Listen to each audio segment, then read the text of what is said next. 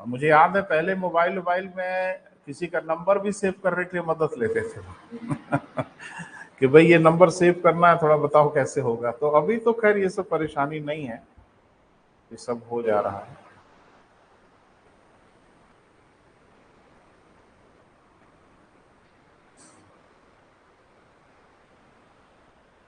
चलिए भाई, भूगोल के हमारे मित्र कनेक्ट हो जाए तो मैं शुरू करता हूँ।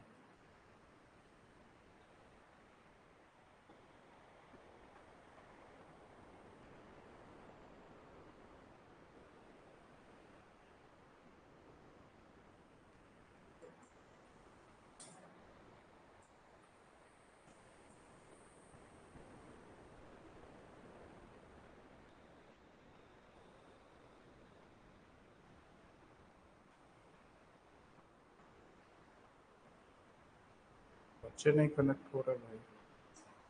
अखिलेश देखो।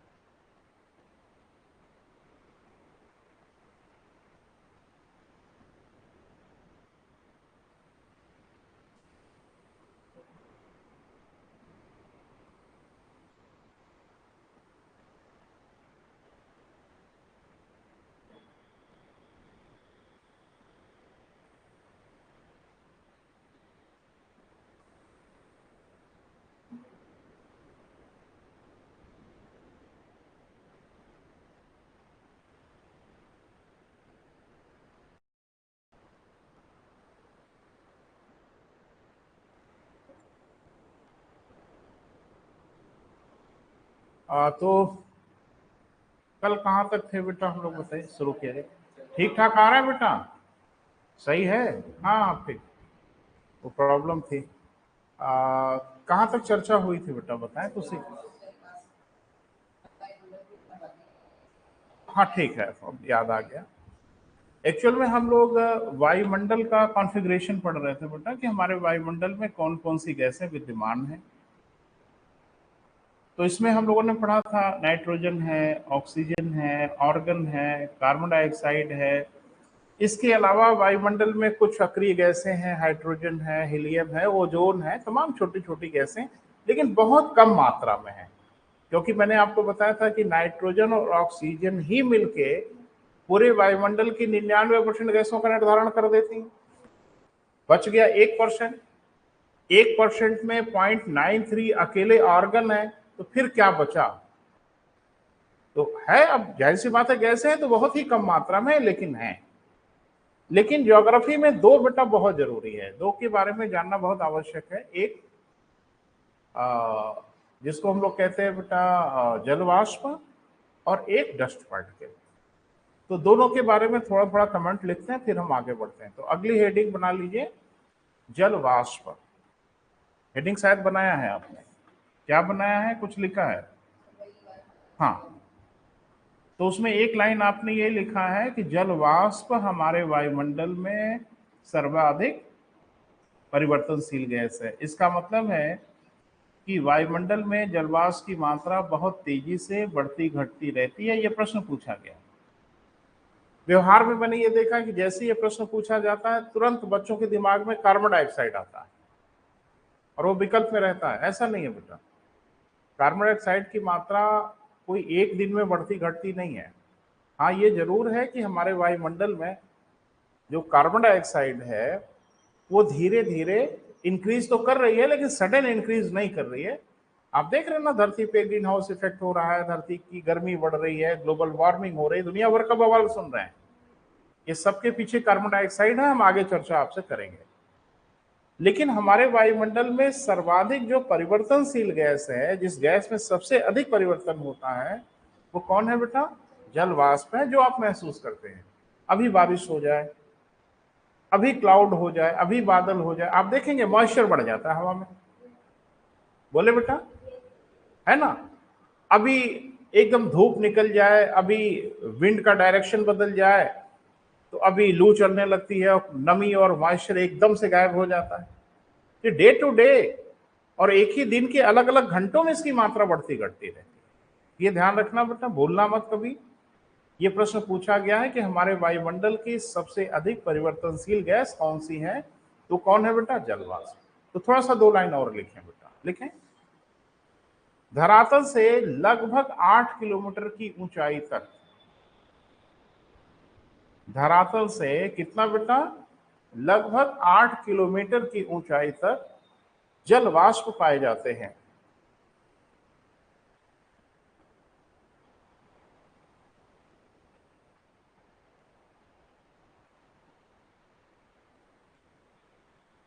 थोड़ा थोड़ा बेटा समझ समझ के लिखते हैं। यानी धरातल से 8 किलोमीटर की ऊंचाई तक जो हमारा वायुमंडल है उसमें ही मॉइस्चर पाए जाते हैं, उससे अधिक ऊंचाई पे जल वाष्प वायुमंडल में विद्यमान नहीं होते। क्लियर है? ये डेटा दिमाग में रखना है। आगे लिखें। इसमें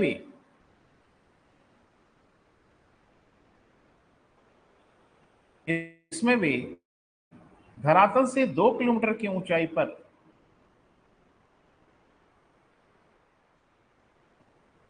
संपूर्ण जलवाष्प का 50% पाया जाता है।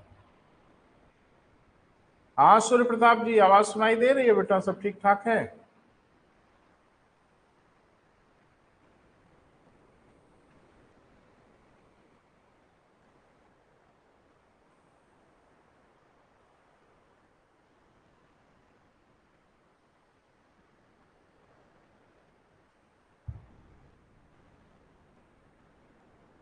ओके बेटा, ओके ओके, ठीक है।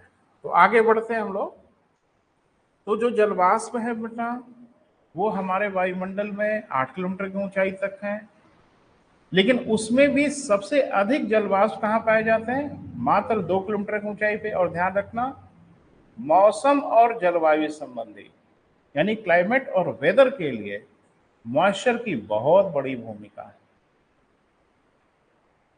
माने इन्हीं की वजह से, अरे जो आपके यहाँ बारिश हो रही है, बादल आ रहे हैं, क्लाइमेटिक चेंजेस हो रहे हैं, इसमें इनकी बड़ी भूमिका, जबकि इनकी मात्रा बहुत ज्यादा नहीं है। क्लियर है बेटा? अगली हेडिंग बनाइए, डस्ट पार्टिकल, धूल के कण। This is very important. पढ़ते समय आप इसको इग्नोर कर देते हैं। कंपटीशन के लिए ये बहुत ही इंपॉर्टेंट है बेटा।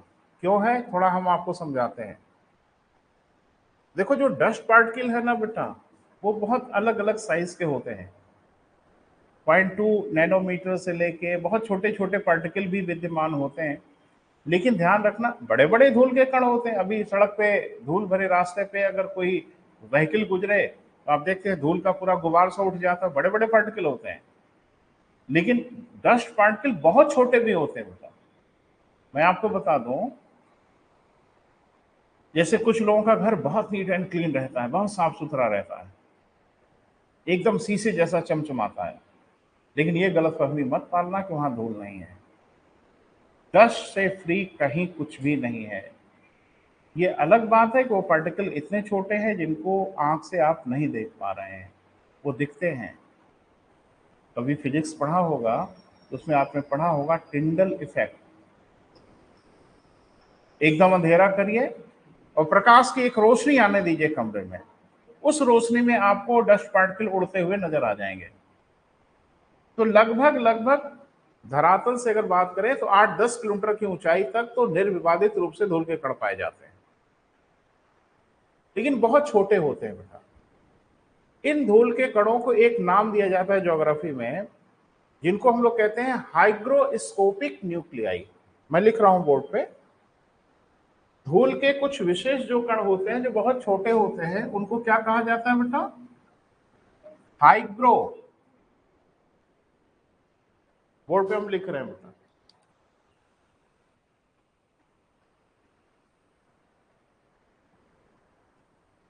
हाइग्रोस्कोपिक न्यूक्लियाई, हिंदी में इसको कहते हैं आर्द्रता ग्राही कण, है ना बेटा? हिंदी में इसको बोलते हैं आर्द्रता। हर जगह पूछता है, हर जगह पूछता है। अभी तो पिछली बार मैंने देखा पीसीएस में भी दिखा, टेट में भी दिखा। टेट की परीक्षा में पूछा आर्द्रताग्राही किसे कहते हैं, तो धूल के यही कण होते हैं जिनको हम लोग क्या बोलते हैं बेटा, हाइग्रोस्कोपिक न्यूक्लियाई या आर्द्रताग्राही कण कहते हैं। क्लियर बेटा, लिखें। धूल के विशेष आकृति के कण, धूल के विशेष आकृति के कण हाइग्रोस्कोपिक न्यूक्लियाई या आर्द्रताग्राही कण कहलाते हैं।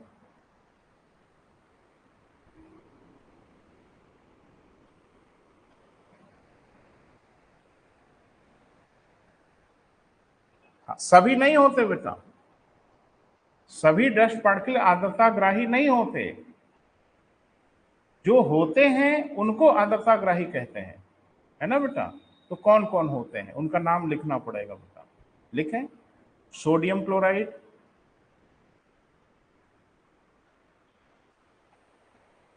ठीक है, सोडियम ट्राइऑक्साइड, सोडियम ट्राइऑक्साइड,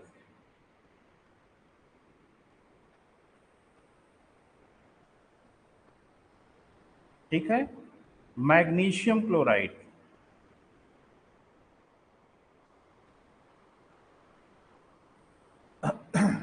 कौन है बेटा, मैग्नीशियम क्लोराइड। ये जो डस्ट पार्टिकल होते हैं ये भी विद्यमान रहते हैं बेटा हवाओं में, इन्हीं को हम लोग कहते हैं क्या, आर्द्रताग्राही कण। क्यों कहते हैं आर्द्रताग्राही, थोड़ा सा इसको समझिए तो बात बनेगी। जैसे सोडियम क्लोराइड तो हम नमक को भी कहते हैं, जो साल्ट है उसको हम लोग क्या बोलते हैं, सोडियम क्लोराइड। साल्ट की कोई प्रॉपर्टी आपको अगर व्यवहार में समझ में आई हो थोड़ा शेयर करें। साल्ट की एक प्रॉपर्टी है कि नमक को अगर खुला छोड़ दें तो थोड़ा गीला होने लगता है, देखा है। नमक को अगर आप खुला छोड़ें तो मॉइस्चर वो लेने लगता है और थोड़ा सा वो नम या भीगा हुआ लगता है, एकदम भुरभुरा नहीं रह जाएगा। जानते हो क्यों, क्योंकि मॉइस्चर को, आर्द्रता को आकर्षित करने का उसके अंदर गुण होता है। क्लियर है, वो उनको एब्जॉर्ब करता है, खींचता है अपनी ओर।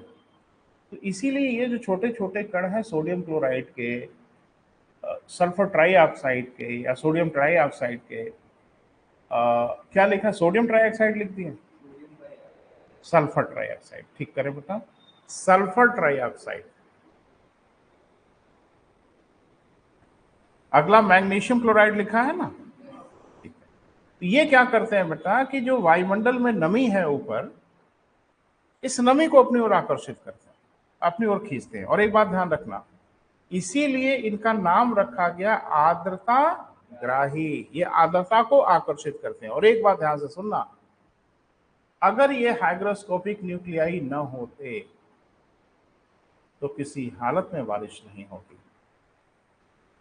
जो वर्षा होती है बेटा, इसमें इन्हीं की भूमिका होती है, सबसे बड़ी भूमिका। क्योंकि ये क्या करते हैं कि एक आधार बनते हैं, बेस बनते हैं, जिसपे जलवाष्प आके चिपकते हैं और बूंदों का स्वरूप धारण करते हैं। अरे भाई, इनको भी चिपकने का कोई आधार चाहिए ना, कहाँ चिपकेंगे, ये इनके लिए आधार का काम करते हैं और इन्हीं पे मॉइस्चर आके चिपकते हैं और बूंदों का स्वरूप लेते हैं और बारिश होना शुरू हो जाती है। लिख लें, इन्हें आर्द्रताग्राही इसलिए कहते हैं कि,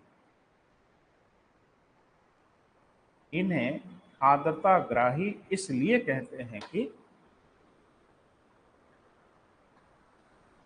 इन्हें आर्द्रताग्राही इसलिए कहते हैं कि ये जल वाष्प को आकर्षित करते हैं।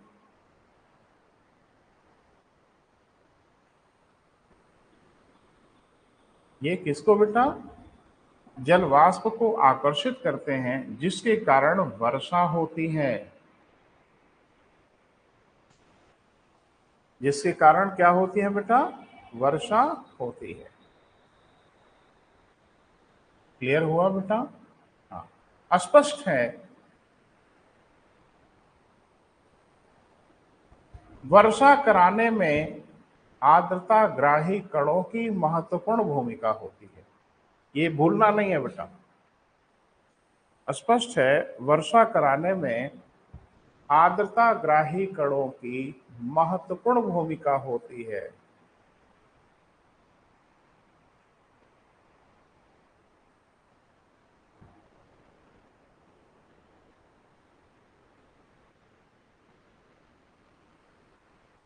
क्लियर हुआ बेटा?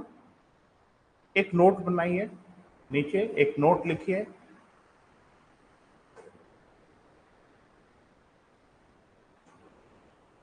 लिखें, जल वाष्प तथा धूल के इन्हीं कणों के कारण, जल वाष्प तथा धूल के इन्हीं कणों के कारण प्रकाश का प्रकीर्णन होता है। जल वाष्प तथा धूल के इन्हीं कणों के कारण प्रकाश का क्या बेटा? प्रकीर्णन। नाम सुना है? इंग्लिश में कहते हैं scattering of light. Scattering of light, scatter माने फैल जाना, छितरा जाना। तो ये जलवाष्प और धूल के जो कण हैं, इनकी एक बड़ी भारी भूमिका है कि जो सूर्य का प्रकाश धरती की ओर आता है, इन्हीं से सूर्य का प्रकाश टकराता है और टकरा के स्कैटर्ड हो जाता है, प्रकीर्णन हो जाता है इसका। एक बच्चे ने कहा हो जाए सर, हमसे क्या लेना देना? नहीं है लेना देना ना। जब प्रकीर्णन हो जाता है तो इसका कुछ असर होता है। पहला असर यह होता है बेटा कि आकाश नीला दिखाई देने लगता है। आकाश जो नीला दिखाई देता है उसके पीछे सबसे बड़ा कारण है स्कैटरिंग ऑफ लाइट, प्रकाश का प्रकीर्णन। साइंस में बेटा हम लोग विस्तार से पढ़ेंगे, अभी ये साइंस का मैटर नहीं, अभी ये ज्योग्राफी का मैटर है, लेकिन साइंस का एक इशू है इसमें। दूसरा कि सूर्योदय और सूर्यास्त के समय सूर्य लाल दिखाई देता, इसके पीछे भी यही दोनों साहब लोग जिम्मेदार हैं, धूल के कण और डस्ट पार्टिकल, क्योंकि प्रकाश का ज्यादा से ज्यादा ये प्रकीर्णन करते हैं। अब ये डिटेल बेटा हम तब आपसे बात करेंगे जब हम साइंस पे बात करेंगे, ठीक है? तो आपको समझा पाएंगे, क्योंकि अभी ये ज्योग्राफी के हिस्से में है तो थोड़ा ज्योग्राफी के हिसाब से ही रहना होगा। यहां तक ठीक है बेटा? बेसिक चीज क्लियर हुई? फिर से थोड़ा रिवाइज कर देते हैं। जो धरती का आज का वायुमंडल है, जिस वायुमंडल में हम रह रहे हैं, डेफिनेटली यह वायुमंडल शुरू से नहीं था। तो जो पहला वायुमंडल धरती के साथ बना, उस वायुमंडल को हम लोग प्राइमरी एटमॉस्फेयर कहते थे, और उस एटमॉस्फेयर में हाइड्रोजन और हीलियम गैसें ज्यादा थी। और वो एटमॉस्फेयर ऐसा नहीं था जो ह्यूमन बीइंग के लिए सरवाइव करने की जरा भी कंडीशन देता था, मनुष्य उसमें रह ही नहीं सकते थे। फिर उस वायुमंडल का धीरे धीरे आपस में इंटरेक्शन होता गया, रिएक्शन होता गया एक से दूसरा। अरे भाई पानी क्या है बेटा? हाइड्रोजन और ऑक्सीजन ही तो है। हाइड्रोजन और ऑक्सीजन मिला, एक तीसरी चीज मिल गई। तो सब एक दूसरे से मिलते जुलते बनते बिगड़ते अभी वर्तमान वायुमंडल के स्वरूप तक आ गए, और इस वायुमंडल को हम लोग बोलते हैं द्वितीयक वायुमंडल, सेकेंडरी एटमॉस्फेयर। एक बालक ने पूछा मुझसे क्लास में कि क्या सर ये टर्सरी भी हो जाएगा, तृतीयक भी हो जाएगा? अरे बिल्कुल होगा, लिखा पढ़ी में होगा। अगर न रहने लायक से रहने लायक हुआ है तो आगे भी परिवर्तन न हो जाए, इसकी कौन सी गारंटी है? बिल्कुल परिवर्तन होगा, और परिवर्तन ही नेचर का शाश्वत सत्य है, यूनिवर्सल ट्रुथ है। यही जरूर होगा और कुछ हो ना हो, परिवर्तन ही होगा। अच्छा एक बात मुझे बताओ, जितना कार्बन धरती के ऊपर था, वो जिस भी रूप में था, वो सब धरती के नीचे गया। तो पेड़ पौधों के रूप में, जीव जंतुओं के रूप में धरती के नीचे चला गया। आज की डेट में वही हमको कोयले, खनिज तेल एक्सेट्रा के रूप में मिल रहा है, और हम क्या कर रहे हैं? अब उसको खोद खोद के निकाल रहे हैं। इसका मतलब क्या है? वो सारा का सारा कार्बन जो धरती के नीचे है, आप छोड़ोगे जरा भी नहीं। बस ये वक्त की बात है कि कब तक आप, अरे कोयला लगभग लगभग निकाल ही चुके हो। इस धरती के नीचे कोयला अनंत है क्या? नहीं है, एक लिमिटेड है। कोयला निकाल रहे हो, क्रूड ऑयल की क्या हालत है आप देख ही रहे हो। ताबड़तोड़ क्रूड ऑयल, कच्चा तेल हम धरती के नीचे से निकाल रहे हैं। अरबों खरबों गाड़ियां धरती पे हो गई, रोज यूज कर ही रही हैं। एक दिन वह भी खत्म होगा। बस वक्त की बात है। इसलिए आजकल देख रहे हो ना, मार्केट में नई नई जो कंपनियां है ना, नई नई बाइक और नई नई कार स्कूटी बना रही हैं, बैटरी से चलने वाली है ना। टेस्ला वोस्ला सुना है बड़ा आगे निकल गई हैं, वो तरह तरह की टेक्नोलॉजी यूज कर रही हैं। हम बदलते समय के सापेक्ष बदलेंगे, अब हाइड्रोजन फ्यूल यूज करने की कोशिश कर रहे हैं, यानी ऐसे कार बनाए जो हाइड्रोजन को एज ए फ्यूल यूज करें। क्योंकि देखो हम मनुष्य हैं बहुत चालाक, कोयला खत्म हो जाए तो हो जाए, पहले तो खत्म करेंगे, खत्म हो जाएगा फिर अगले विकल्प पे विचार करेंगे, फिर अगले को खत्म करेंगे, फिर अगले विकल्प विचार करेंगे। क्योंकि अगर हम धरती पे हैं बेटा तो एनर्जी तो हमको चाहिए ही चाहिए, ऊर्जा तो हमको चाहिए ही चाहिए। तो ऊर्जा के तरह तरह के विकल्पों पर विचार कर रहे हैं। रिन्यूएबल एनर्जी पे ज्यादा विचार हो रहा है, लेकिन उस पर काम ज्यादा हो नहीं पा रहा है कि सोलर पावर से कोई कार चल जाए। एक आध दो लोगों ने कोशिश किया, मैंने कहीं देखा, लेकिन वो व्यवहारिक नहीं हो पा रहा है। अब कार की छत पे सोलर पैनल लगा के देखें तो कार की तो बेइज्जती है भाई, है ना। कार की छत तो थोड़ा सा ओपन रूफ वाली होती है, तो उसमें थोड़ा निकल उकल के झाँक वाँक भी लेते हैं, तो थोड़ा ऐसा होना चाहिए। लेकिन हम मनुष्य बेटा हिम्मत नहीं हारेंगे।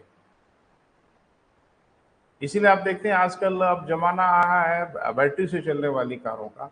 तो अब तो आए दिन सड़क पे कार दिख भी जाती है, मुझे तो एक दिन हाँ हाँ, कार आने लगी है सड़क पे, और बड़ी हैंडसम दिखती है, देखने में आपको नहीं लगेगा कि नहीं नहीं बैटरी से चलने वाली है।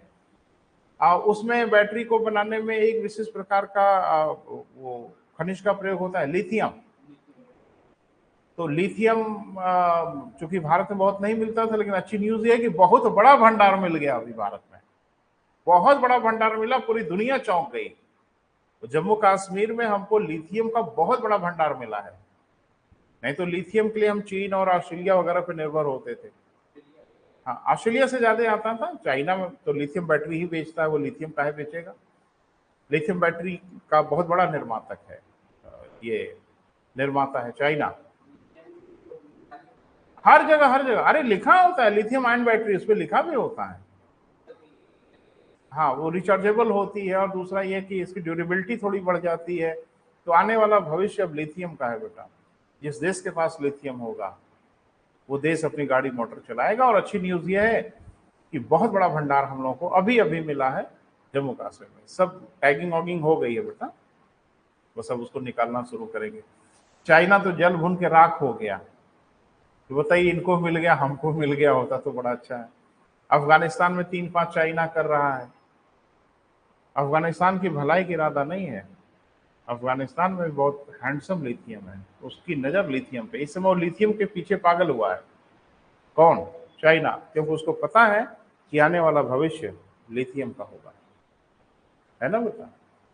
और ऊपर वाला हम लोग बड़ा मेहरबान रहता है बेटा, जैसे भविष्य लिथियम का है, ऊपर वाले ने इतना बड़ा भंडार दे दिया हमको जम्मू कश्मीर में कि पूछो मत। बहुत यूज है बेटा, बहुत यूज है, दुनिया का दूसरे तीसरे नंबर का भंडार है लिथियम का। अपनी जरूरत हम पूरी कर पाएंगे, अगर आवश्यकता हुई तो हम निर्यात भी कर सकते हैं। ये सब हो रहा है। बहरहाल आगे बढ़े बेटा, अब अगली हेडिंग बनाए, चर्चा करते हैं वायुमंडल का वितरण। वायुमंडल का क्या बेटा? वितरण।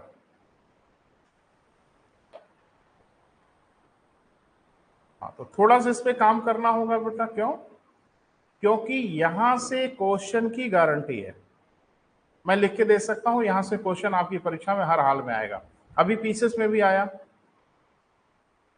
इसी इलाके से क्वेश्चन आया। अभी जो 2023 की परीक्षा हुई है प्रीलिम्स में, आपसे पूछा है ना कि संभवतः ओजोन गैस वायुमंडल के किस भाग में पाई जाती है। अभी अभी आया है जो परीक्षा हुई है। ये ABCD है बेटा, अगर इसे भी ना बताएं तो आपसे क्या पूछा जाए। तो थोड़ा समझने की कोशिश करते हैं बेटा, आज थोड़ा बोर्ड पे नजर रखिएगा, हम आपसे बात करते हैं।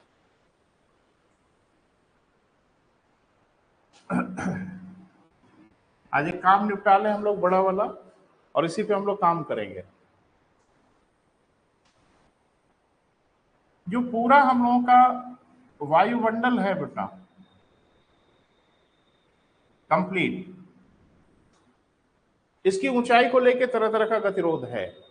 माने अभी हम मनुष्य इस बात को लेकर सहमत नहीं हो पाए कि वायुमंडल कहां तक है। क्योंकि अलग अलग विद्वानों की अलग अलग राय है, कोई कहता है यहां तक है, कोई कहता है वहां तक है। लेकिन यह है कि वायुमंडल कहां तक है उसको लेके गतिरोध है। इसलिए आपके कंपटीशन में ये बिल्कुल नहीं पूछा जा सकता कि हमारे वायुमंडल का विस्तार कहां तक है। अरे आप पूछो हमसे तब जब पहले अपने क्लियर कर लो, अपने आप लोग बैठ के क्लियर कर लो कहां तक है, हम याद कर लेंगे। जब अपने ही क्लियर नहीं कर पाए तो हम क्या खाक बताएंगे। लेकिन एक बात कि पहले जो हम लोग तो काफी दिन से इस फील्ड में है पढ़ने पढ़ाने में, पहले जो बुक्स वगैरह में दिखता था 10,000 किलोमीटर,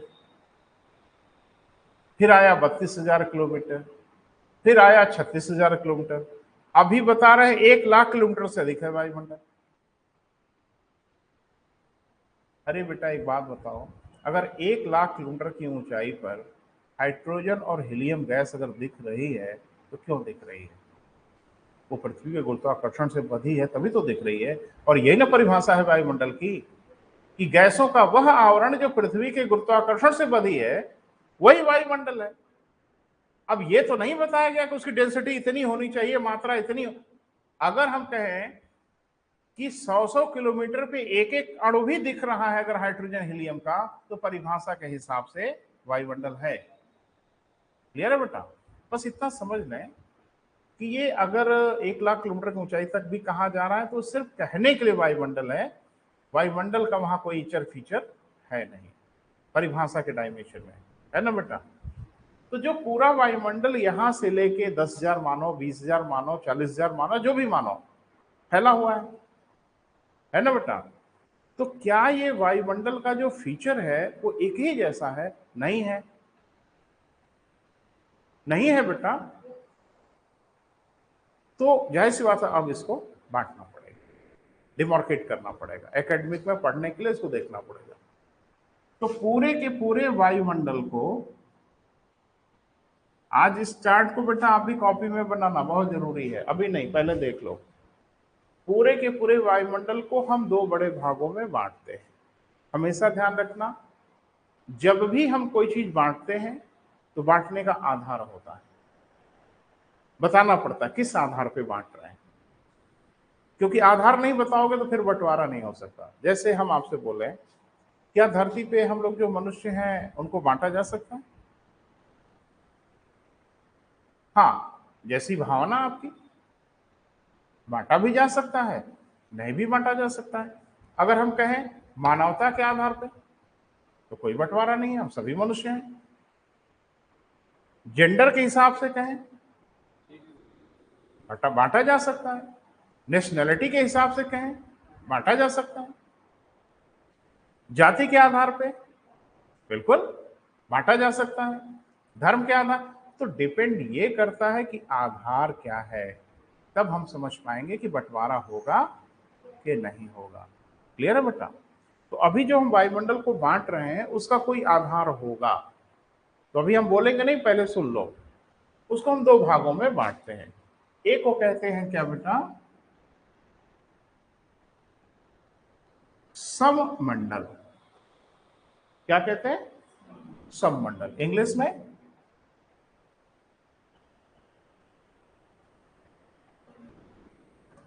होमोस्फेयर, ठीक है। और एक को हम लोग कहते हैं क्या बेटा? विषम मंडल। इसको हम लोग कहते हैं हेट्रोस्फेयर।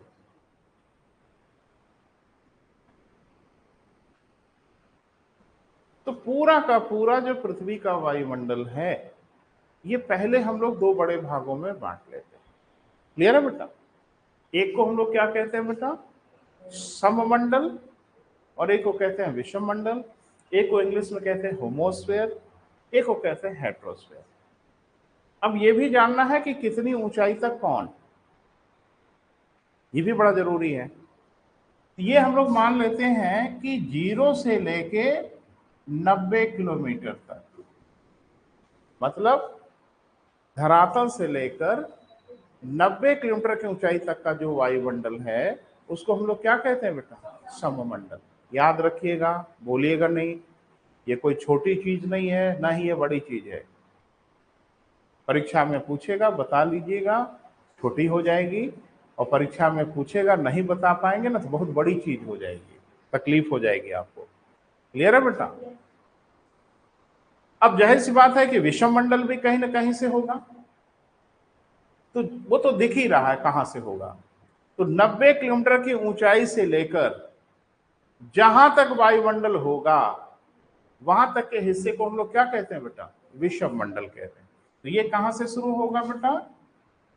90 किलोमीटर टू अपवर्ड। एक बच्चे ने कहा कि आगे नहीं लिखेंगे सर कहां तक ना, पहले हमारे विद्वान लोग निर्धारित करें कहां तक है तब हम लिखेंगे। लेकिन हम यहां जगह छोड़ रखे हैं कि जहां तक बोलोगे ना वही फीड कर लेंगे। अगर 30,000 किलोमीटर बोलोगे तो 30,000 तक, अगर 1,00,000 किलोमीटर आप कह रहे हैं तो 1,00,000 किलोमीटर तक। तो इतना जरूर समझ लें कि 90 किलोमीटर की ऊंचाई से लेकर वायुमंडल की सीमा तक, जहां तक हमारा वायुमंडल होगा वहां तक। तो अब इसको हटा देते हैं ना बेटा, वायुमंडल की क्या बेटा? सीमा तक, बाउंड्री तक। आप ये सोच रहे हैं कि सर काहे नहीं कोई डिजिट लिख दे रहे हैं, लिख दीजिए आराम रहेगा। देखो कुछ चीजों की बाउंड्री खींचना मुश्किल है। जो गैसें हैं ना बेटा वो अचानक से विलुप्त नहीं हुई हैं, अचानक से खत्म नहीं हुई हैं। जैसे जैसे हम ऊपर जाते हैं गैसों का जो कंसंट्रेशन है वो धीरे धीरे धीरे धीरे कम होता है। कम होते होते होते होते कब खत्म होके और कब अंतरिक्ष शुरू हो गया, स्पेस शुरू हो गया, वो लाइन बीच में खींच के बाउंड्री बना पाना मुश्किल है। जैसे समझो कि एक गाढ़ी काली रेखा है और हम ये कहें कि इस गाढ़ी काली रेखा को धीरे धीरे कम गाढ़ी करते जाना है, तो ये कम होते होते कब इस सफेद बोर्ड में मिल जाएगी, ये लाइन खींच नहीं पाएंगे आप। अरे भाई थोड़ा कम काला, फिर उससे कम काला, उससे कम काला, धीरे धीरे आप देखोगे ये सफेद बोर्ड के साथ कब मिल गया ये रंग, ये आपको पता ही नहीं चलेगा। तो कहां लाइन खींच के बता दोगे? कुछ लोग चश्मा लगा के ध्यान से देखेंगे, हाँ हाँ यहां कुछ काला दिख रहा है हल्का सा, तो यहां तक खींच लेते हैं। तो यही परेशानी हो रही है। लेटेस्ट रिसर्च में जब भी कुछ कुछ पा जा रहा है तो बाउंड्री को थोड़ा सा खिसका दे रहा है कि यहां तक है। उसको लेके टेंशन में मत आइए, मैं लिख के दूंगा कि कोई आपसे कभी नहीं पूछेगा कि वायुमंडल का विस्तार कहां तक है। लेकिन एक मोटा मोटा आपके दिमाग में आइडिया होना चाहिए कि 32, 36, 37,000 किलोमीटर तक तो कोई शक नहीं है। ठीक है, वहां तक तो है ही है। अब जरा ध्यान से देखें, यह जो बंटवारा किया गया होगा बेटा वो किस आधार पर किया गया होगा? कोई आधार तो चुना ही गया होगा। मैंने कहा बिना आधार के बंटवारा तो नहीं हो सकता। अरे सब तो वायुमंडल ही है, यहां से वहां तक वायुमंडल ही है, फिर इसको दो भागों में क्यों बांटा?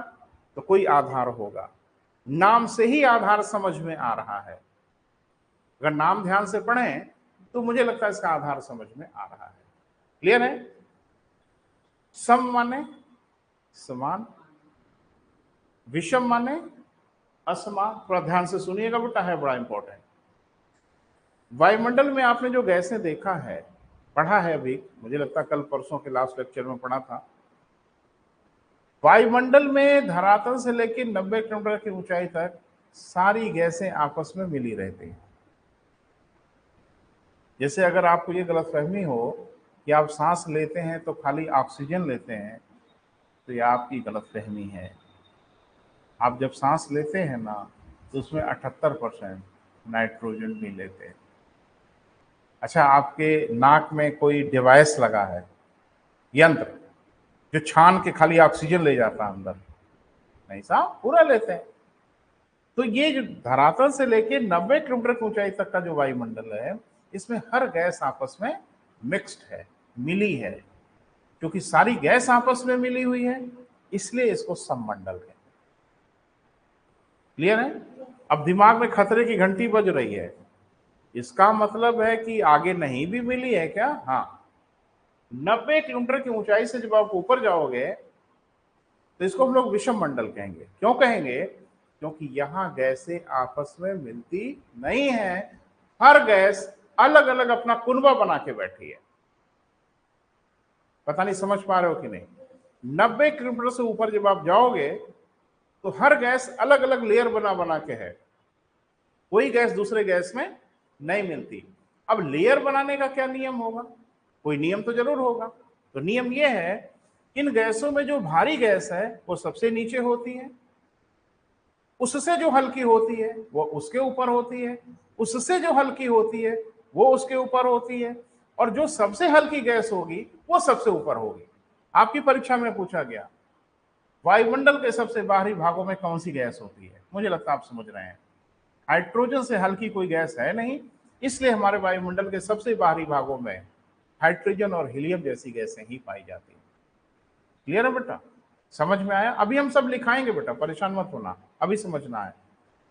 यहां गैसें आपस में मिली जुली दशा में, यहां गैसें आपस में मिली जुली दशा में नहीं है, हर गैस अपना भार के अनुसार अपना तल निर्धारित करती है। यानी जो भारी गैस होगी वो नीचे की ओर और हल्की गैस होगी वो ऊपर की ओर। ये क्लियर हुआ बेटा? क्लियर को हम लिखाएंगे बेटा, एक एक लाइन बोल बोल के। पहले डायग्राम तो समझ लो, फिर हम इसी को लिखवा देंगे, कोई परेशानी नहीं है। अब ये देखा गया है कि 0 से 90 किलोमीटर तक सबमंडल तो है, इसमें कोई शक नहीं है। अच्छा, दिख नहीं रहा है बेटा? चलो हम मुंह से बोल देंगे, घबराओ मत। 0 से 90 किलोमीटर तक सममंडल तो है, लेकिन गैसों का जो नेचर है, चरित्र है, वो एक जैसा नहीं है। यानी इनकी जो ज्योग्राफिकल कंडीशन है, फिजिकल कैरेक्टर है, वो एक जैसा नहीं है। सममंडल तो है। एक बात मुझे बताइए, कभी आपने यह विचार किया कि माउंट एवरेस्ट जो है वो लगभग धरातल से 9 किलोमीटर करीब है सूर्य से? अरे 8,848 मीटर, मोटा मोटा मान लो 9 किलोमीटर। तो माउंट एवरेस्ट जो है वो 9 किलोमीटर हमसे आपसे सूरज के करीब है। हद हो गई। अरे भाई, वो सूरज की ओर ही तो उठा हुआ है, 9 किलोमीटर वो सूरज के करीब है, तो उसको गर्मी तो हमसे आपसे ज्यादा मिलनी चाहिए ना। जो सूरज के नजदीक जाएगा उसको गर्मी तो ज्यादा मिलनी चाहिए ना। तो उसको हमसे ज्यादा गर्मी मिलनी चाहिए माउंट एवरेस्ट को, और ज्यादा अगर नहीं मिल रही है तो कम से कम उतनी तो मिलनी ही चाहिए जितनी हमको मिल रही है। फिर वहां साल भर बर्फ कहां जमी रहती? ऊंचे पर्वतों की चोटियों पे साल भर बर्फ जमी रहती, और माउंट एवरेस्ट पे तो खैर पूछना ही नहीं, कभी फोटो वोटो देखा होगा आपने, पूरा इलाका साल भर बर्फ से ढका रहता है। तो आपको नहीं लगता कि यहां तो कुछ गड़बड़ है भाई? क्योंकि वो इलाके तो और करीब है सूरज के, वहां तो सूरज की गर्मी और आनी चाहिए, but there is something wrong. तो एक बात तो तय हो रही है बेटा कि जो फिजिकल कैरेक्टर है, भौतिक गुण है, वो 0 से 90 किलोमीटर तक एक जैसा नहीं है। तो इस बार भौतिक गुणों के आधार पे फिर बांटेंगे। किसको? सम को भी बांटेंगे, विषम को भी बांटेंगे। ये जो बांटा था मिलने जुलने के आधार पे, बोले, अब इसको बांटेंगे भौतिक गुणों के आधार पे, इनका गुण क्या है। तो फिजिकल कैरेक्टर के आधार पे सब मंडल को फिर हम बांटते हैं। जरा सा ध्यान से बेटा पढ़िएगा। पहले को कहते हैं क्षोभ मंडल, अंग्रेजी में ट्रोपोस्फेयर। क्या कहते हैं बेटा? ट्रोपोस्फेयर, पढ़ा होगा।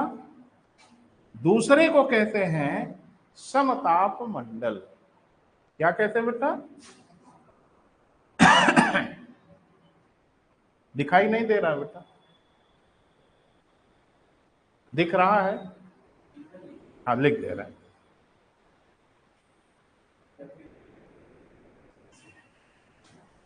अरे हम लिख के क्या करेंगे, हमारे तो दिमाग में लिखा ही है, आपको समझ में आए बेटा वो जरूरी है ना। तो थोड़ा सामने लिखते हैं बेटा। हाँ, ऊपर भी लिखते हैं, थोड़ा किनारे भी लिखते हैं। जैसे पूरा का पूरा जो वायुमंडल है ना, इसको हम लोग मोटा मोटा दो भागों में बांट लेते हैं बेटा, है ना। एक को क्या कहते हैं, विषम मंडल, और एक को क्या कहते हैं बेटा, सम मंडल। ऊंचाई मैंने बताया ही था 0 से 90 किलोमीटर, और ये 90 टू अपवर्ड, जहां तक वायुमंडल है। ये जो विभाजन था किस आधार पे था बेटा, गैसों के आपस में मिलने जुलने के आधार पे था। लेकिन इसी में जब नीचे से ऊपर हम जाते हैं, 0 से 90 किलोमीटर आते हैं, तो इनका फिजिकल कैरेक्टर बदलता है गैसों का। इस आधार पर इनको फिर हम बांट लेते हैं। किस आधार पर बेटा, भौतिक गुणों के आधार पर। तो इसमें पहला जो दिखा था उसको हम लोगों ने कहा था क्या बेटा, क्षोभ मंडल। हिंदी में, अब बहुत ढेर सारे बच्चे हिंदी नहीं समझ पाते आजकल, सीबीएसई बोर्ड वाले बच्चे ज्यादा हैं, तो इंग्लिश भी मैं जरूर लिखता हूं। क्या कहते हैं बेटा, ट्रोपोस्फेयर। क्लियर है। दूसरा समताप मंडल। इस बार यही वाला पूछा आपसे पीसीसी परीक्षा में, फिर पूछेगा, मैं लिख के दे सकता हूं, फिर पूछेगा, कुछ अलग पूछ ले, वही पूछ ले, मैं कह नहीं सकता, पूछेगा जरूर। इसको हम लोग क्या कहते हैं बेटा, स्ट्रेटोस्फेयर।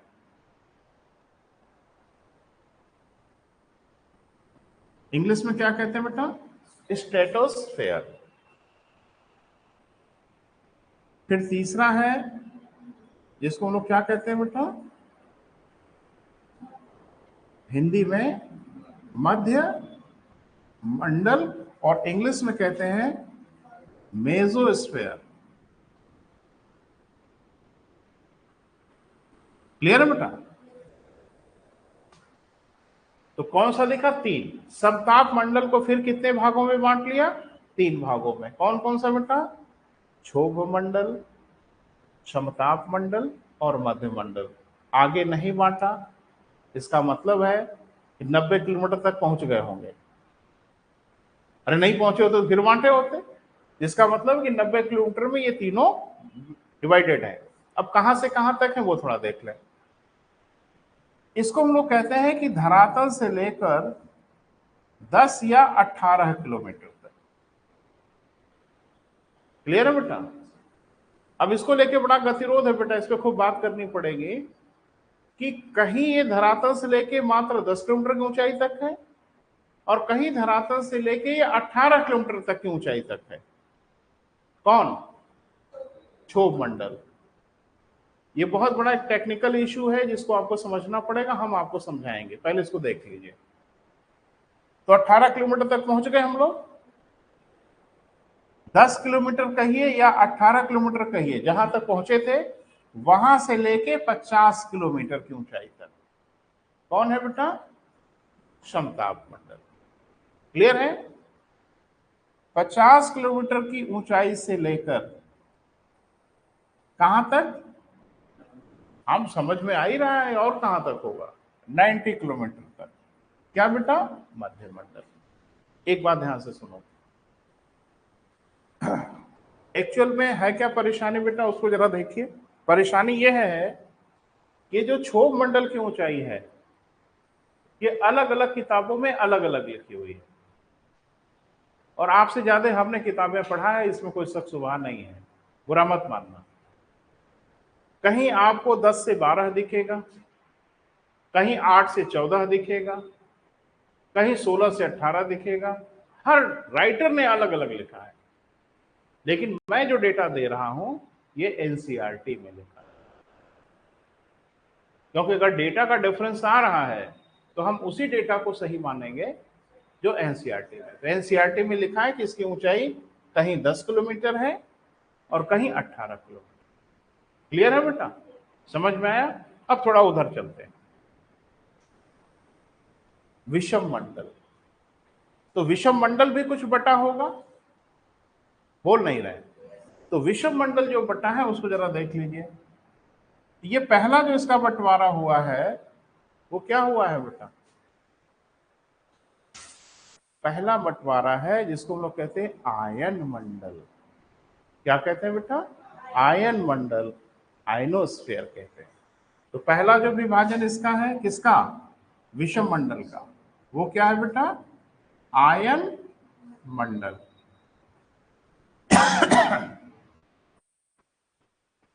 आयनोस्फीयर।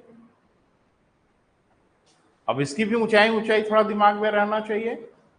तो भाई 90 किलोमीटर तक का मामला तो निपटी गया है, तो अब जाहिर सी बात है हम 90 किलोमीटर के ऊपर ही जाएंगे। तो ये माना जाता है कि 90 किलोमीटर की ऊंचाई से लेके लगभग 600 किलोमीटर की ऊंचाई तक इसका विस्तार है।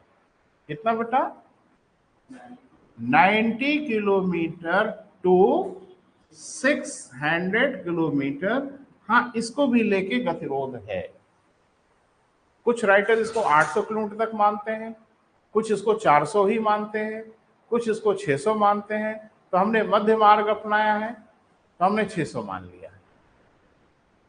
आप सोच रहे होंगे सर ये सब बकवास काहे रहता है? तो लाइन वहां बाउंड्री नहीं बना दी गई है, कभी ये नीचे ऊपर होता ही रहता है। क्लियर है बेटा? फिर दूसरा,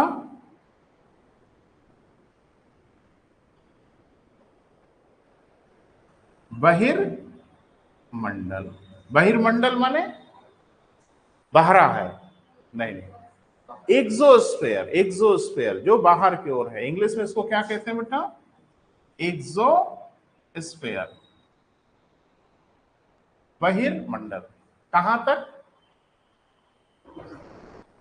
600 किलोमीटर की ऊंचाई से लेकर, खत्म कहानी। अब कोई बंटवारा बंटवारा है ही नहीं है। 600 किलोमीटर की ऊंचाई से लेकर वायुमंडल की सीमा तक।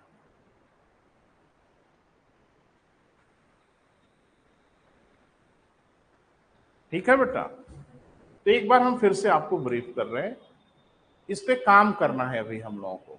अभी तो हम डिमोर्केट कर रहे हैं ना, एक एक का पोस्टमार्टम करना होगा। जो हमारा पूरा वायुमंडल है बेटा, उसको दो बड़े भागों में बांट लेते हैं। दोनों आपसे पूछेगा, सममंडल किसे कहते हैं, विषममंडल किसे कहते हैं।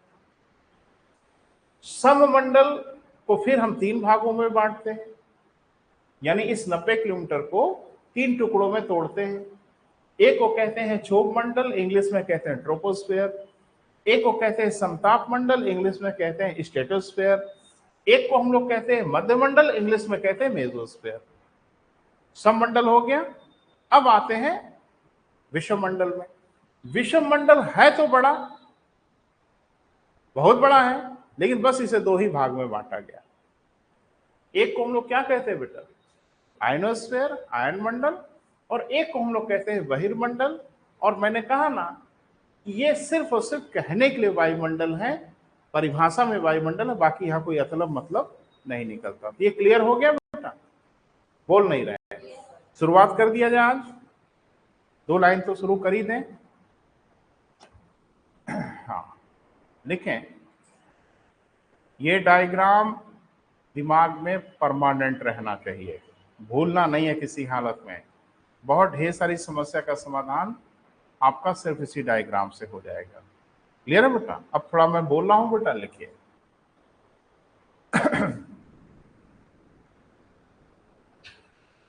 लिखिए, संपूर्ण वायुमंडल को हम दो बड़े भागों में विभाजित करते हैं। संपूर्ण वायुमंडल को हम कितने बेटा? दो बड़े भागों में विभाजित करते हैं।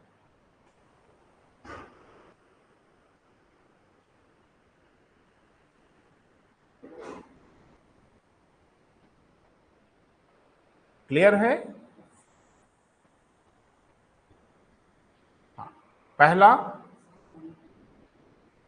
पहला बेटा सममंडल। लिखें, परिभाषित कर लें। धरातल से लेकर 90 किलोमीटर की ऊंचाई तक के, धरातल से लेकर कहां तक बेटा? 90 किलोमीटर की ऊंचाई तक के वायुमंडल के भाग को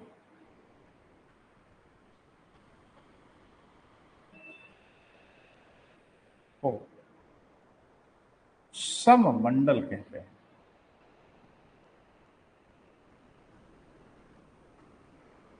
क्या कहते हैं बेटा?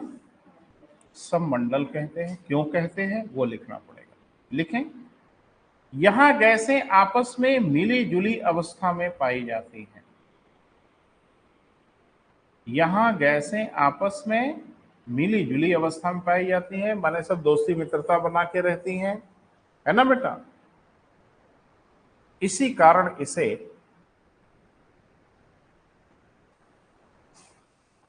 कारण इसे सममंडल कहते हैं। क्लियर हुआ बेटा?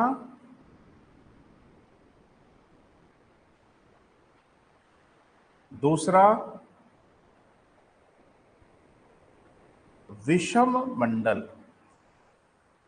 अंग्रेजी भी जरूर लिखिएगा बेटा, इसका इंग्लिश वर्जन जरूर लिखते चलिएगा। विषम मंडल क्या कहते हैं बेटा? हेट्रोस्फेयर। ठीक है, लिखें, 90 किलोमीटर की ऊंचाई से लेकर 90 किलोमीटर की ऊंचाई से लेकर वायुमंडल की सीमा तक के भाग को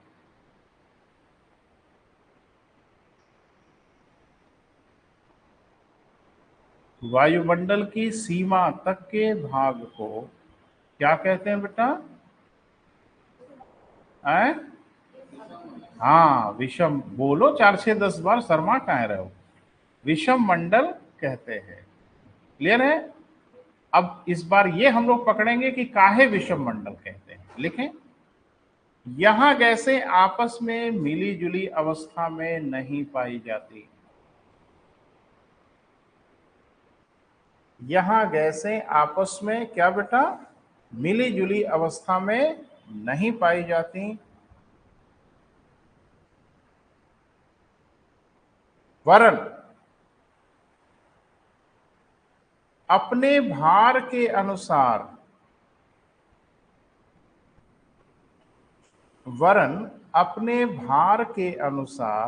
वेट के अनुसार अपना तल निर्धारित करती है।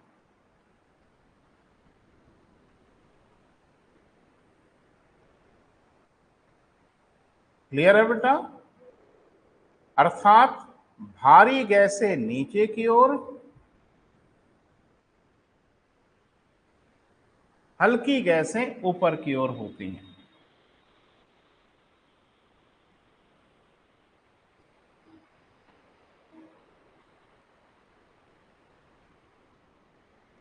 हल्की गैसें कहां बेटा? ऊपर की ओर होती हैं। यही कारण है कि वायुमंडल के सबसे बाहरी भागों में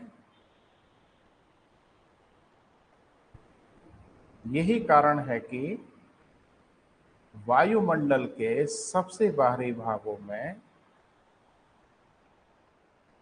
हाइड्रोजन तथा हीलियम गैसें ही पाई जाती हैं। हाइड्रोजन तथा हीलियम गैसें ही पाई जाती हैं।